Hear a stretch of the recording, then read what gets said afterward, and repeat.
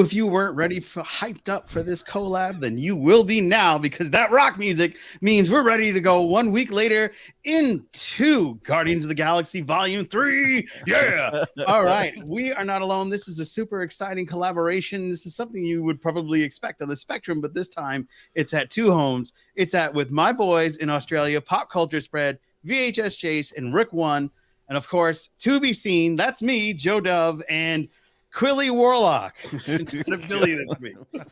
We are excited to get into all things for the Guardians of the Galaxy. Lots of surprises, lots of emotional tethers in this episode. This film, very well done, and some controversy along with the director once again using his wife. So we'll get into all of that. But first, yeah, let's head into the synopsis. What's our synopsis? All right, still reeling from the loss of Gamora, Peter Quill must rally his team to defend the universe and protect one of their own. If this mission is not completely successful, it could possibly lead to the ends of the Guardians as we know them. All right. This is a star-studded film with all of your favorites from Guardians, including Peter Quill, played by our buddy Chris Pratt. We've got Drax the Destroyer, played by Batista. Is he like one word, like Seal? Is that what's happening with Batista? No, I think he's using Dave. Still Dave. Oh, he's using Dave Batista. Yeah, you're right. You're right. Bradley Cooper is the voice of Rocket Raccoon. Palm Kleminskaleef as Mantis. I never can say it right either. Yeah, I think that's Vietnamese. I'm not sure. Of course, the lovely Karen Gillian is Nebula. Austin Freeworm is on-set Groot. I guess he's the voice actor, motion capture actor. Terrence Rosemore as Zimono Smith.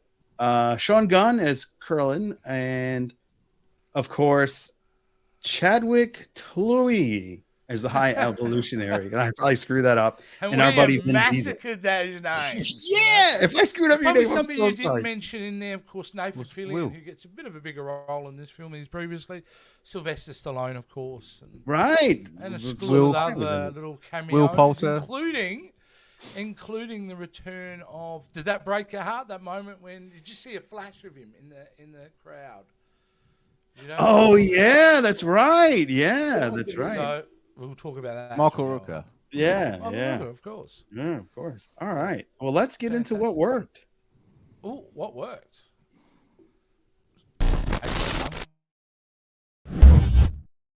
All right, we're going to start with Rick. Rick, what worked for you in this movie? I'll tell you, for me, it was how the connections and the depth of the story arcs that James Gunn took to do this, because I just thought it was great that we got to see a lot of the backgrounds to obviously Rocket. We got to see his past because we didn't really know much about him. You know, we saw sprockets of him throughout all the other movies, and we got to see a little bit more. We got to see a little bit more about Peter Quill and his family and his connection with his grandfather there and all that as well. And I just thought that was probably the big piece for me, is those story arcs works really, really well. And the villain, probably one of the baddest villains in the MCU. Yeah. Worked for me, for sure. I don't know about you guys, but did you feel this is the first time you've actually hated a villain in the MCU? Oh, just... in a while. Yeah. I mean, for me, it's only been Red Skull and this guy. The other ones, I'm like, well, I can understand what you mean, Thanos. There's an awful lot of us. Yeah. All right, Jace, what did you think? What worked for you? Yeah, I mean, really, this movie is Guardians meets the Doctor from Island Moreau in some ways. It's very much like that, but it's handled expertly with James Gunn. He was able to cultivate a script that is heavily rocket focused, and I think that was a smart choice, and that's where most of the emotion from this movie comes from. But it was a really fitting end to this group of Guardians of the Galaxy. So it's not completely perfect because there are some things that I wasn't completely in love with. But overall, the experience was... I haven't had that experience in a Marvel film. And I remember commenting to Rick when we saw them film, I haven't had this experience in a very long time. I think Infinity War is the last time I walked out of a Marvel movie feeling I don't know, this satisfaction, like I'd been through a real journey. So yeah. All right, Quilly Warlock. I said Billy. Same difference. It's just I was going with Quill because of Peter and Warlock because of Adam. Yep. So what worked for you, bud? What I liked was that they had the good continuity. I mean, who would have thought that a holiday special would actually tie into the thing? I mean, they actually had it that Quill kept on referring to Mantis as his sister. They kept on referring to, if you saw the after credits scene, you saw that they mentioned that Kevin Bacon told the press about his alien abduction. Yeah, that's right. I did see that. Yeah. And just the fact that this has had a cohesive story since like phase 2. All the stuff that happened in Guardians of the Galaxy 1, the holiday special, Infinity War, and Endgame, they kept up with the continuity beats on everything. They didn't drop a single thread. Interesting. It is true. Absolutely. Yeah. 100%. Yeah. For me, I thought what got me the most was obviously, as I mentioned, the high evolutionary villain. I thought he was fantastic. But what I really enjoyed that you guys didn't mention was his own planet that he created with all the little like weird people animals. The whole planet of Island of Dr. Moreau, people, animals, and they were like speaking that weird language. I thought that was really cool. I really dug that. I thought that was a unique way to make a villain and, give us a level of, fear because he was able to. They open that movie, Joe. You talk about fear, and you don't even get to see his face. You just see this giant hand coming in this terrified little like baby raccoon. Yeah, you got that picture? I'll put that up. Yeah. Oh, there it is. There's the emotions. That is from that exact moment as that hand's coming in. Yeah. You set the tone of that movie in those first few seconds immediately. Sorry, can I say, soundtrack to this was phenomenal. Oh, the music was just next level in this one. And now because of the Zune that they got it during the Endgame thing, they can actually have more modern music like they had Radiohead. Yeah, and shout out to the Zune, whose battery life is clearly doing well. And maybe I should have kept software issues. No. I should have definitely kept mine. Damn it. Unlike iTunes, you had an iPod, you had to keep upgrading iTunes all the time. Every week, it feels like I got to back the Zune. Yeah, I kind of missed my Zune now. Yeah, this is going to bring like a nostalgic wave of Zune fans. Maybe. Imagine the Zune comes back on. Unbelievable. And every time one of these Guardians movies, some of these classic songs hit another love and pop back up on your top whatever lists on the Billboard. So that's always a good nod for all those folks. All right. What's so clever about it too is the fact that he chooses his songs very specifically, and they all have a subtext message to what's going on in the scene. Yeah. So, and in the song that they play from the first one, right at the end, remember, obviously this is spoilers, but right at the end, when you've got the new Guardians, they reference back to that first song they the old one. What's the name of that song? Yeah. Hooked on a Feeling or whatever it was? On a Feeling, yeah. Hooked on a Feeling? Yeah. That was super emotional, I thought. It was a nice bow tie to the end of the film, yeah.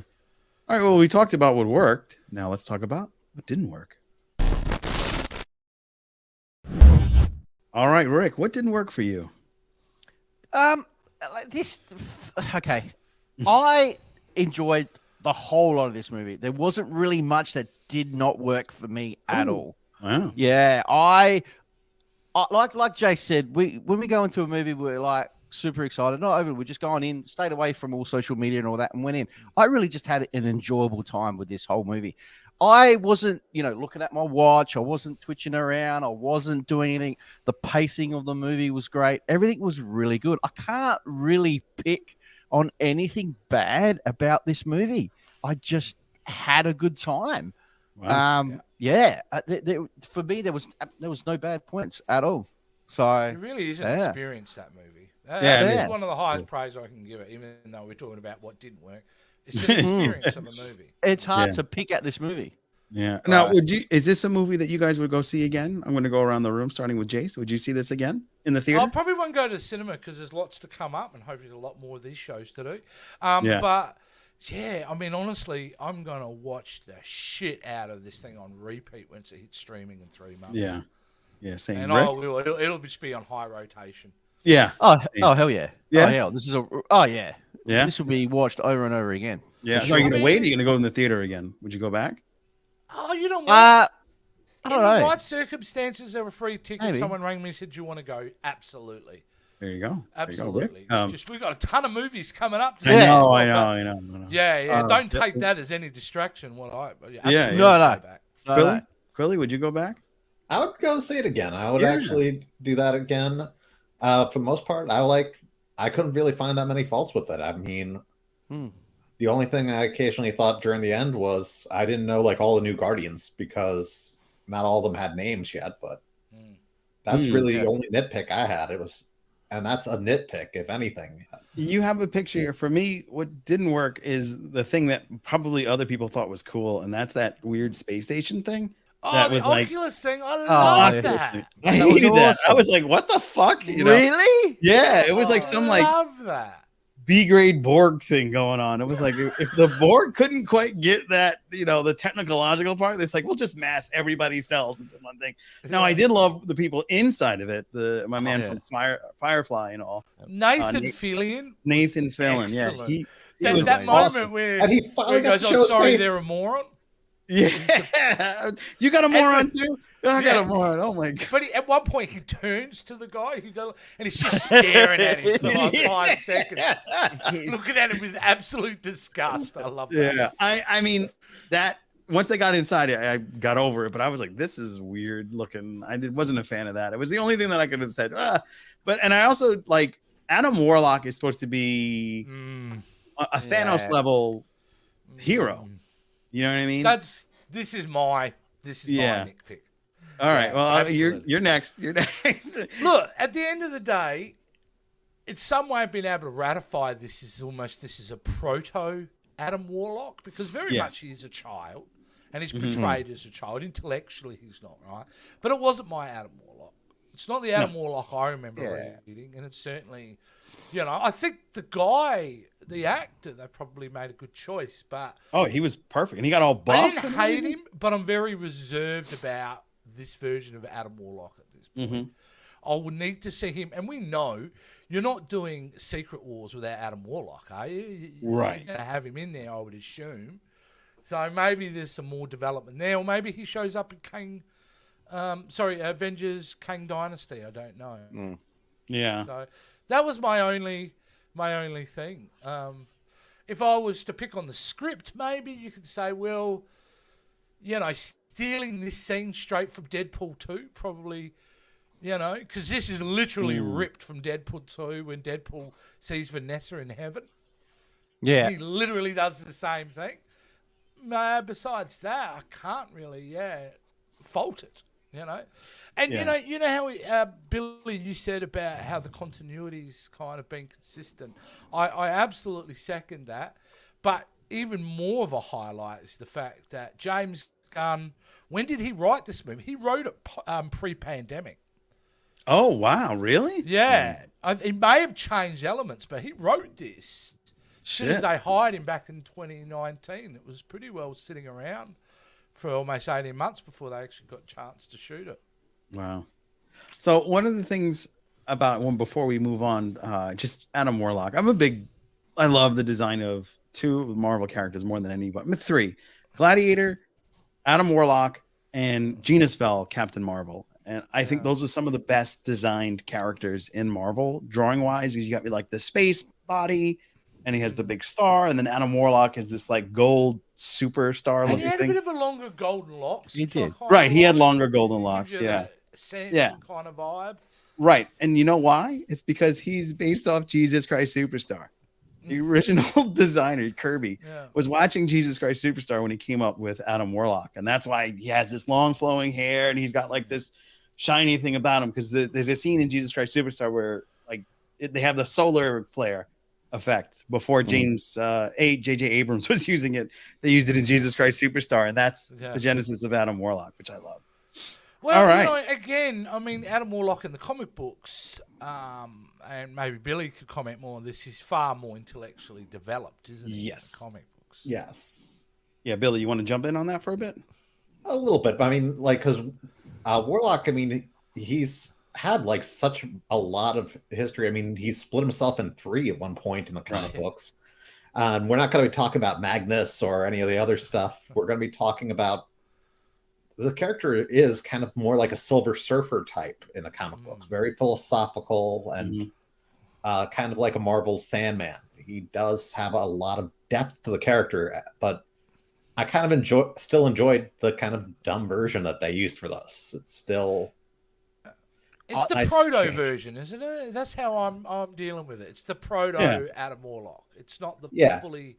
I mean, if I was to like get upset about like every version of the characters that aren't accurate, I would be more pissed about Yondu than I would about Adam Warlock. Because like MODOK, anyone? MODOK, yeah, sure. Oh my God, MODOK! For sure, that was worse. Worse, terrible. But do you think it would have worked if they put more of the comic book character in this movie? Do you think it still would have worked as how it was?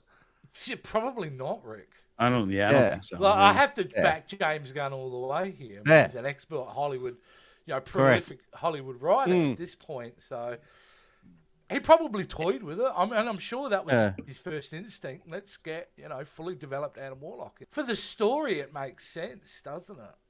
It works. Because I really didn't like them as villains in the second movie, and I liked that they actually made them in a way an important part of the third film. That race. And talking about continuity, it's paying off from a second after credits scene in Guardians of the Galaxy Volume 2. Yeah, that's right. The only other reference to Adam Warlock was that conclusion shot right at the end. Yeah, right. Because in the guy who came out, and I had gotten confused for a second. I was like, I thought Adam Warlock was the guy that came at the end of Eternals. But no, that's somebody else. That's Thanos' brother, I think. Star Fox. What's his name? Star Fox. Yeah, that was Star Fox. Harry and Styles. I always get... Yeah, they're very comic-wise. Harry Styles? Really? Yeah, it was Harry Styles. Shit. I didn't know that.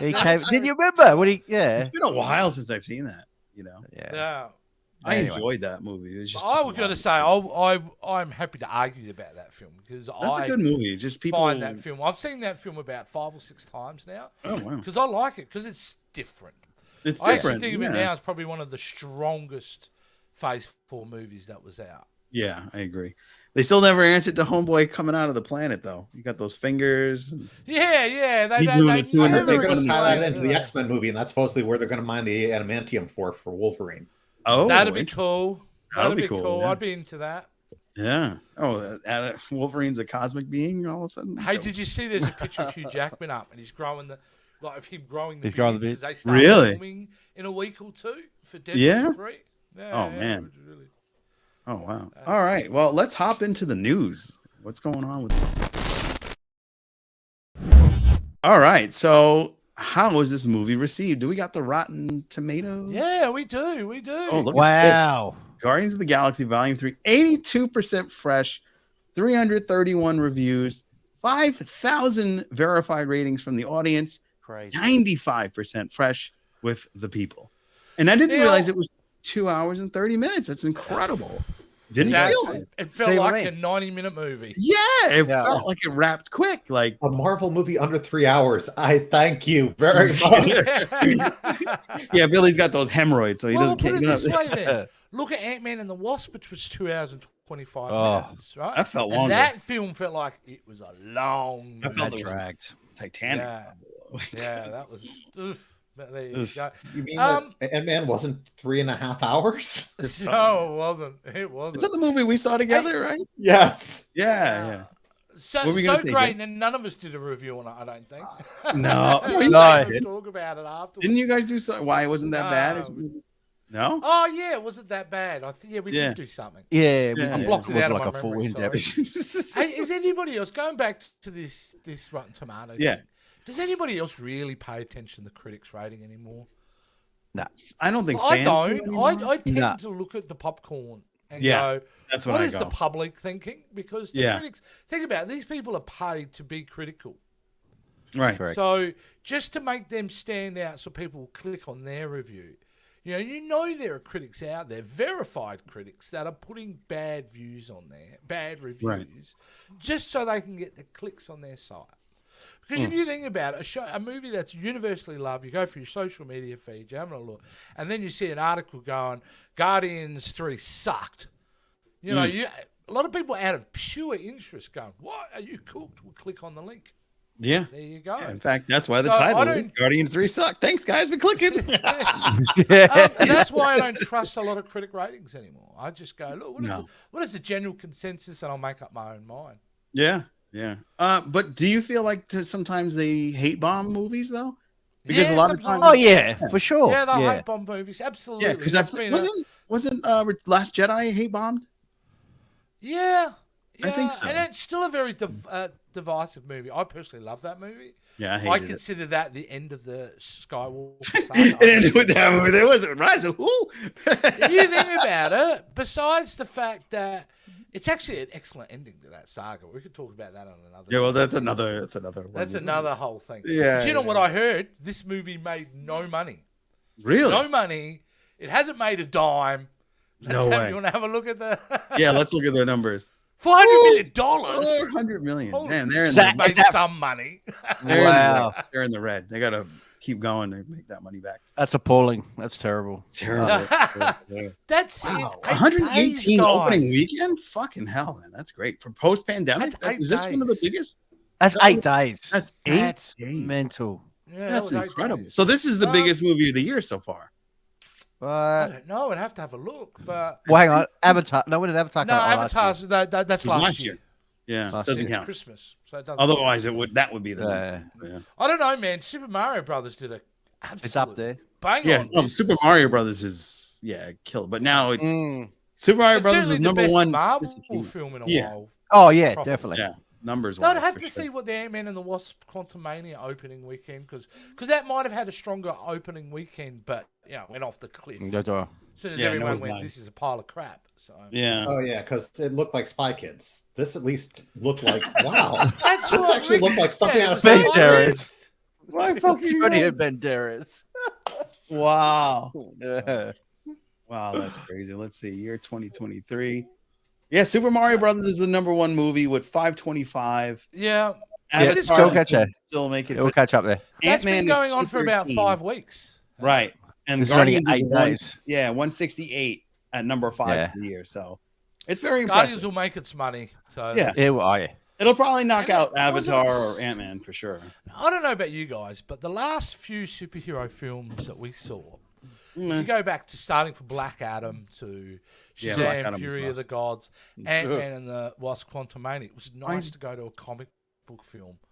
Yeah. That was good.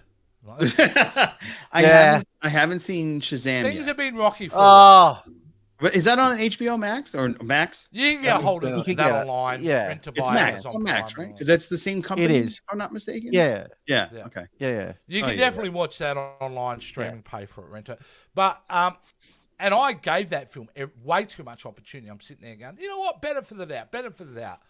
Well, That was terrible. it's crap. I tried. It's a bad film. So it was. I'm just saying, it's nice. It gave me confidence again to go back in to see a superhero film that was handled with class, with emotion, with good storytelling. And you know what? The byproduct is it gets me even more excited for The Flash. Yes. Yeah. Because the word is out there. If you love Guardians, you're going to freak out about The Flash. That's what I heard. Yeah. All right. Well, let's have the final glance. Oh, the final glance. So you kind of hit the nail on the head. I mean, the movie was so well done. So many emotions. Everything went well with this. Billy or Quilly. Quilly. What are your final thoughts on the film? I'm just a James Gunn fan. I just love what he's done with the franchise. I'm looking forward to what he does with DC when he takes over that. Thanks, we mentioned the Flash and stuff. I don't know that. I'm also curious to see what they do with Star-Lord in Marvel, because they did say Star-Lord will be back. Yeah, that's a good point. I'm curious about Guardians of the Galaxy with Rocket as the leader. Yeah, So that's there's a lot comic accurate because Gladiator becomes a Guardian, Captain Marvel as Gene Spell, Kree Do you Soldier. think they'll becomes do a Guardian. another Guardians film? Yeah, yeah. 'Cause look how much money this made. With money, Disney's Yeah, like, but that was "Yo, we behind. need the money. And the James Star Gunn, Wars though. how they'll do his without own James film? Gunn. Oh, that's a good Yeah. point. What'd you say, Jace? Do they do a Star-Lord standalone film? Absolutely. Yeah. Because that, I mean, he had his own comic run for a while, right? So, Yeah. He had his own comic. Then it Why broke wouldn't off into Nova Corps. So you could do that. You know, that's a fun one. Rick? Yeah, mate. For me, it gave us the first F-bomb in an MCU movie. Yes. Oh, that's right. How good was that? That was Like, fun. you know, Get in the effing that's car. get in Mhm. the effing car. And that, I think that was more of a shock than anything. Like, you weren't expecting that in any of the MCU movies, and to hear that was awesome. And But to haven't give we all us, been there, Rick? yeah, Where are we gonna just get you're gonna push the button. You're gonna push it there. So good, so good. And the villain. We touched on the villain. I touched on the villain. I just thought this villain was absolutely amazing, and how dark they went in some places in this as well, which was just phenomenal. They pull his face off, dude. Yeah, how good is that? Like, Yeah. you're not And gonna then see they that. in an MCU. show with him without his face on. Yeah, and Rocket tore did his that. shit up. Yeah, I Rocket was like, did that. good. That's what Did you was so guys cool cheer about when it. he tore his, when the raccoon got out? Oh and- yeah. I was like, Okay, "You're that- gonna-" Oh yeah, you were gutted Get it, for get it. I thought, was it my Yeah. imagination? You know. Drax said, was he wearing a mask? yeah, that was a face Yeah. mask. His That was own the face mask. face. No, I meant Drax actually saying it like that. Oh yeah, yeah, Drax like, that's right. Wait, is he wearing a mask? Oh yeah. And you know, we But, didn't touch on some of those beautiful moments with Drax. Mm. The whole idea, what got me was the whole idea with Drax was, you know, when Mantis says to him, "You're not Drax the Destroyer. You're a dad." Yeah. You know, Yeah. I'm like, losing my shit at that moment. So, Yeah. no. That's what they did. Every character, like Billy said earlier, every character's given its just desserts. Like, Right. no one is left behind here. And I don't know. I was going to say, I thought they were going to kill some off. I thought Right. Drax was going to die. Especially when they did that slow mo and that weird shit thing. I was like, oh, and he got shot. I was like, He oh, was- he's Yeah. gonna I die. thought, man, they're going Twice. to. But Oh, and they did Yeah, the fake out twice. with For sure Quill, he where was they made toast. it look like Peter was going to die like Yondu. I mean, yeah, Yeah. Well, I Yeah. thought he Yeah. was dead because as soon as his face is exploding, yeah, Yeah, he's yeah. toast. That's God. right. Yeah, but he made it. He made it. That- They were that's like, that's "I James like Gunn, money." brilliant writing. He's subverting expectation on the audience without the normal yeah, good subverting subversion of expectations. expectations. Yeah. Yeah, which is usually a negative connotation, but he's done it right. We all Yeah, expected good. somebody to die.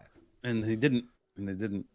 No, they didn't. And I got to show this one. This shit freaked me out. I felt so bad. Yeah, I actually went home and hugged my dog when I got home because I was like, oh no, they're doing all these experiments. So like Yeah. knowing how they do things in manufacturing, I'm not going to get into detail, but Yeah.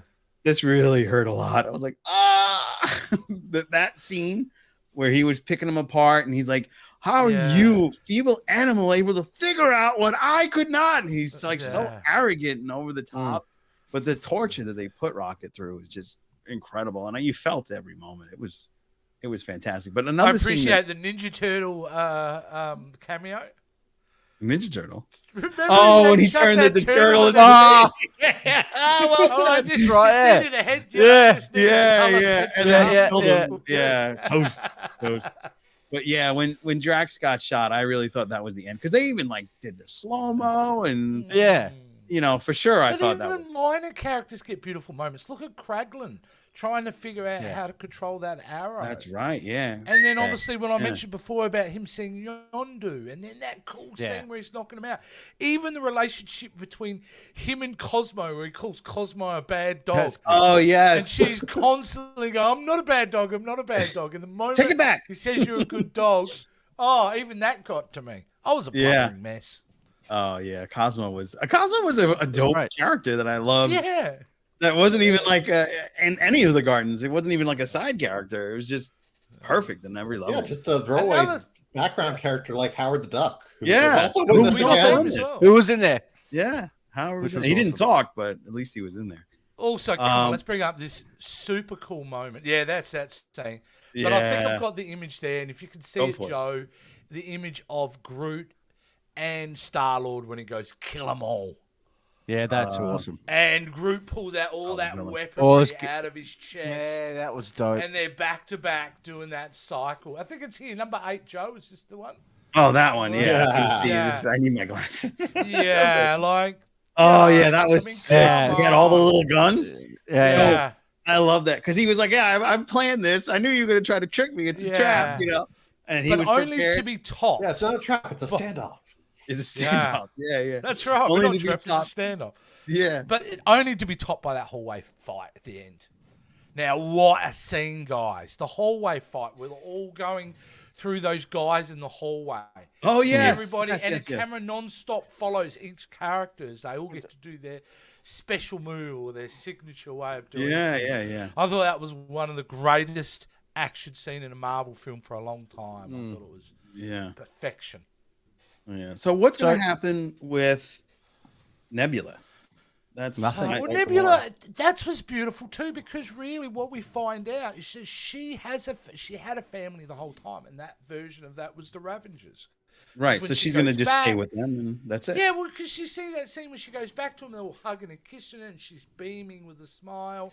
I'm so glad that they handled that particular relationship so well, Peter and Gamora, because it could have easily been, she falls in love with Peter because Peter does all this heroic stuff. But the fact that, like a normal relationship, it's broke down. You have to get a point to acceptance to move on. Yeah. Well done, James what they Gunn. Did. Well said. Yeah. Well said. And the other big elephant of the room is, do you feel that James Gunn using his wife again in this, as he did in Peacemaker, as he did? No, it doesn't bother me. But and the only thing I would say is that she seemed like the same character from Peacemaker. Like, being pissed off and angry. Would be my only thing. I mean, she's not hard to watch, but no, it's lovely. He does that all the time, and Nathan Fillion's been in most of his films. You know, he brings but you could see that. He's got, ever since Slither, he's got a cameo or something. Oh, he was one of the other Ravagers in the Guardians films, but really, oh, nice. Yeah. So look, he posts his brother. He does that. You could say that about bloody Adam Sandler. He casts everyone of his mates and all that. Michael, you know what I mean? It's been in bloody everything. That's just people on the internet being a bunch of bitches. Like, who cares? You know what I mean? Who cares? People on the internet are a bunch of bitches. There we go. And the part that she had, subscribe. And the part the part that she had was minor. It was the minor little part in the whole movie. Yeah. But a great scene, man. What a great scene inside that. I like that organic tech. Yeah. Once they got inside of it, and it was like, okay, but there's just how it looked was just very James Gunn. Yeah. Hey, talking about James Gunn, I know this is off Marvel, but Superman Legacy, guys, what do you think? Are we excited about Superman? I thought you were going to Legacy? say how he'd slowly be turning into Adam Savage, but no, James Gunn written now, directed. He looks like he's got his guy. I've never heard of this guy, but apparently he's on Superman shows. Yeah. The dog's going to be in it. Crypto is apparently in the film. Wow. They're looking at Nicholas Hoult for Lex Luthor. What? Okay. Right. Interesting. I don't know how I feel about that after watching Renfield. Oh, no, I like him. No. Well, think I about like him Renfield, from Mad Max but... Fury Road then. A bold version of him in that. Yeah. Oh. I don't know. But, yeah. But he's a good actor, so I feel like he would probably pull it. He'd be better than fucking Jesse Eisenberg, who was playing the Joker. But tonally, what does James Gunn would do with a film like that? Because Superman inherently has to be like a PG film, right? Right, but he also said he was going to return to the roots of Superman, which is a hero, not what do you call it? Not a brooding character. Which I'm excited still stand for. by Man of Steel is a great film. But you're right. We never got a Superman film where Superman is Superman working at the Daily Planet, doing his thing. Yeah, that's the Superman I kind of want. Yeah, and with James writing it, it's probably going to be very good. Curly Warlock, what do you think?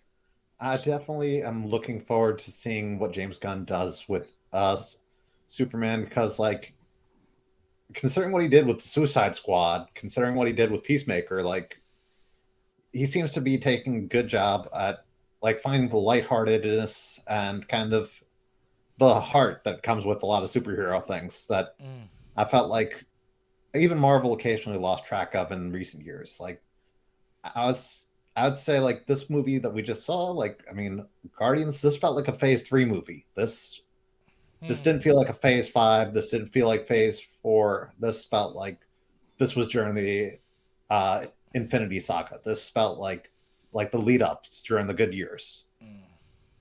Yeah, it reminded me of I like the joke they had when they're in the elevator and he was like, "Oh yeah, so I got really upset and like people blame me for half the wipe out of the universe." What's that? The girl that they take hostage. You know who that was, don't you?